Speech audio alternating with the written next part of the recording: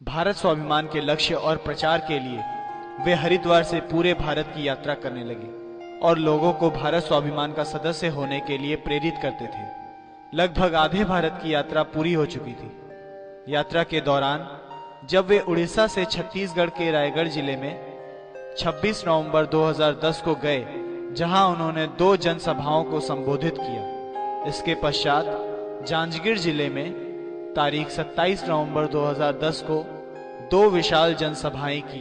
28 नवंबर 2010 को बिलासपुर की जनसभाओं को पूरा करते हुए वे 29 नवंबर 2010 को छत्तीसगढ़ के दुर्ग जिले में पहुंचे। उनके साथ छत्तीसगढ़ के राज्य प्रभारी आचार्य दयासागर तथा अन्य पदाधिकारी साथ थे। दुर्ग जिले में उनकी 2 विशाल जनसभाएं आयोजित थी। पहली जनसभा तहसील बेमेतरा में कार्यक्रम सुबह 10 बजे से 1 बजे तक चला। राजीव दीक्षित जी ने विशाल जनसभा को संबोधित किया।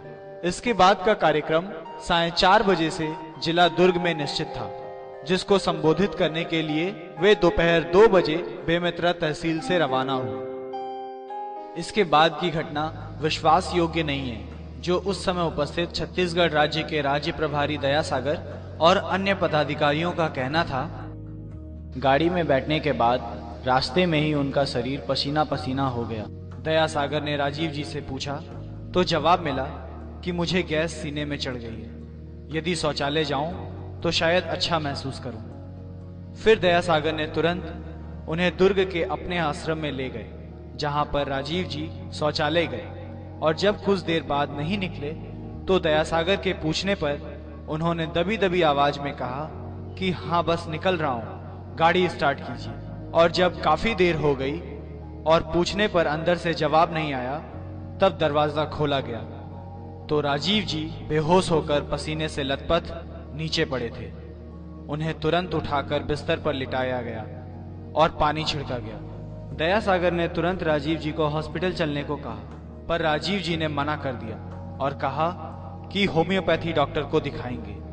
थोड़ी देर बाद होम्योपैथी डॉक्टर आकर उन्हें दवाइयां दी और फिर भी आराम न मिलने पर उन्हें तुरंत सेक्टर 9 भिलाई के इस्पात संयंत्र अस्पताल में भर्ती कराया गया और इस हॉस्पिटल में अच्छी कोई सुविधा नहीं होने के कारण फिर उन्हें अपोलो बीएसआर हॉस्पिटल में ले जाया गया।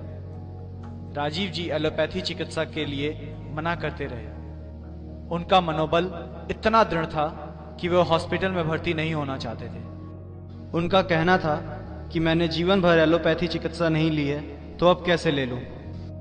ऐसा कहा जाता है कि स्वामी रामदेव जी ने उस समय राजीव जी से फोन पर बात की थी और उन्हें आईसीयू में भर्ती होने को कह रहे थे। आखिर में वे आईसीयू में 5 डॉक्टरों के टीम के निरीक्षण में भर्ती कराए गए। दुर्ग की डॉक्टर रेखा मित्तल, जो कि बीएसटी की कॉर्पोरेट मेंबर भी हैं, पल पल में उनके साथ गहन चिकित्सक कक्ष में उपस्थित थी। उनकी अवस्था और भी गंभीर होती गई और रात्रि 1 से 2 के बीच डॉक्टरों ने उन्हें मृत घोषित किया।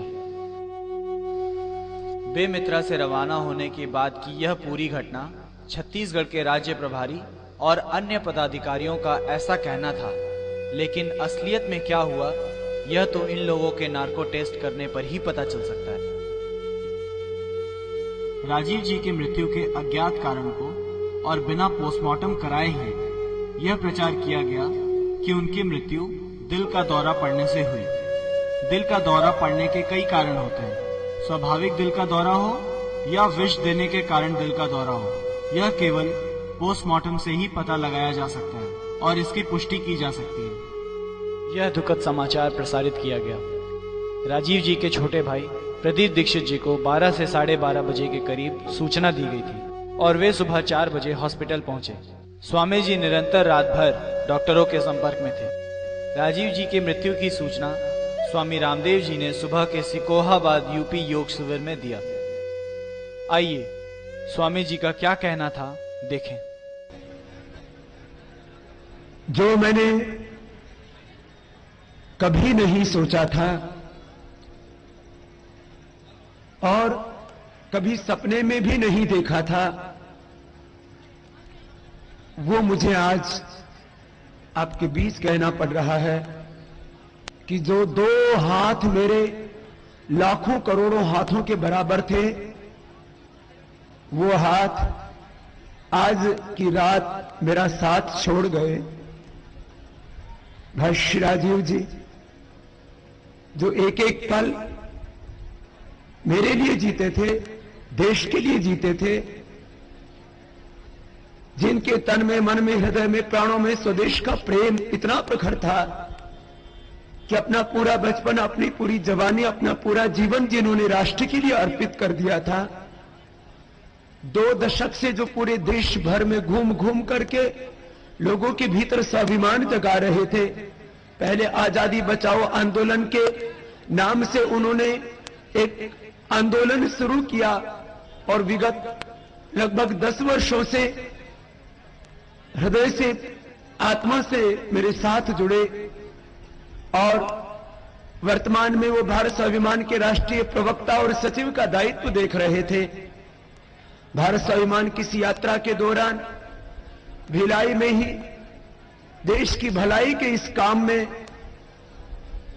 देश में जो चारों ओर रोग, भय, भूख, भ्रम भ्रांति, भ्रष्टाचार की लूट और भ्रष्ट सत्ताओं और व्यवस्थाओं से जिनका हृदय हमेशा उद्वेलित रहता था, आंदोलित रहता था, जैसे एक सैनिक रणभूमि में युद्ध करता हुआ अपने प्राणों की आहुति दे देता है, अपना बलिदान और शहादत दे देता है, ऐसे ही भाई राजीव जी इस राष्ट्र निर्माण के, चरित्र निर्माण के इस अभियान में, इस युद्ध क्षेत्र में, इस कर्म क्षेत्र में कार्य करते हुए अपने हृदय में भारत के स्वर्णिम अतीत को संजोए हुए और वर्तमान की पीड़ाओं के आक्रोश से आक्रोशित होकर के एक स्वर्णिम भारत का सपना अपने हृदय में संजो करके हर पल जीते थे। मैं कह रहा था, जो मैं नहीं कहना चाहता था वो आज मुझे कहना पड़ रहा है कि वो अपने जीवन का सर्वोच्च बलिदान, अपनी आहुति दे करके हमसे सदा सदा के लिए विदा हो गए। हम अपनी श्रद्धा आपूरित हृदय से मां भारती के उस लाल को, क्योंकि एक राजीव भाई जो ज्ञान के अथाह भंडार थे, जिनके भीतर असीम अनंत प्रतिभाएं थी, बहुत विराट जिनका व्यक्तित्व था, उनको हम सब यहां खड़े होकर के पतंजलि योगपीठ परिवार की ओर से, भारत स्वाभिमान इस अभियान की ओर से और करोड़ों करोड़ों देशभक्तों की ओर से अपने हृदय से श्रद्धांजलि अर्पित करेंगे। और जो उन्होंने स्वर्णिम भारत का सपना अपने आंखों में संजोया था, हम सब मिलकर के उस सपने को बहुत जल्दी ही साकार करेंगे। एक बार सभी खड़े हो जाएंगे अपने अपने स्थानों पर, और जो हम सब के बहुत प्यारे थे, उन भाई को जिनको हमने हमेशा के लिए खो दिया, उनके प्रति अपने हृदय से श्रद्धांजलि अर्पित